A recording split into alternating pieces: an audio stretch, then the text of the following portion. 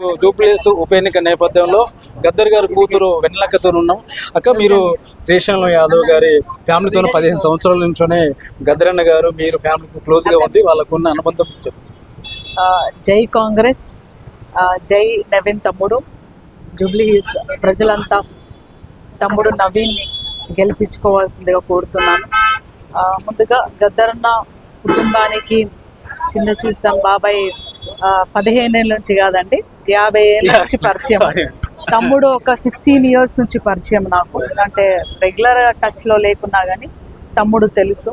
So ప్రజలంతా గమనించాల్సింది ఒకటే ఒక్క విషయం ఏంటంటే, మన కష్టాలు తెలుసుకున్నాం, మన కష్టాలు కన్నీళ్ళు, మన గౌరవించే మనిషినే మనము ఎంచుకుంటే మనం ఎక్కడున్నా సరే మన కష్టాలు తీరుస్తారు, మన కన్నీళ్ళు తీరుస్తారు, మన గౌరవం ఇస్తారు. సో అదే మన నవీన్ తమ్ముడు ఏం చేస్తున్నా చూస్తే మాత్రం బడుగు బలహీన వర్గాల మన కుటుంబ సభ్యుడు. అట్లాగే హీజ్ అన్ ఎడ్యుకేటెడ్, చదువుకున్న అబ్బాయి. ఎప్పుడైనా ఒక లీడరు ఎదుటి వ్యక్తిని ప్రజల్ని రెచ్చగొట్టాడు, రెచ్చిపోడు. సో మన నవీన్ తమ్ముడు గారిని చూస్తే తను ఎంత సింపుల్గా ప్రజల్ని వేడుకుంటున్నాడు.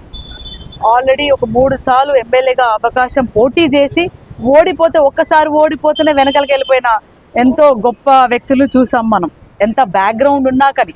అట్లాంటిది రాజకీయ బ్యాక్గ్రౌండ్ పెద్దగా లేకపోయినా సరే, ఈ 15 ఏళ్ళ నుంచి 3 సార్లు ఓడిపోయినా సరే అదే పనిగా ప్రజల్లో ఉంటూ, ఎస్పెషలీ యువతకు, మహిళలకు, పిల్లలకు, ఇక్కడ జూబ్లీ హిల్స్లో వేరే వేరే ప్రాంతం నుంచి వచ్చిన పేద కుటుంబాలు, ఇక్కడ పేద కుటుంబాలు మన తెలంగాణ బిడ్డలు ఉన్నారు, మన ఆంధ్ర బిడ్డలు, వాళ్ళకందరికీ ఒకే రీతిలో సహాయం చేసుకుంటూ వాళ్ళ మధ్యలో ఉంటున్న స్థానిక యువకుడు మన నవీన్ తమ్ముడు గారు.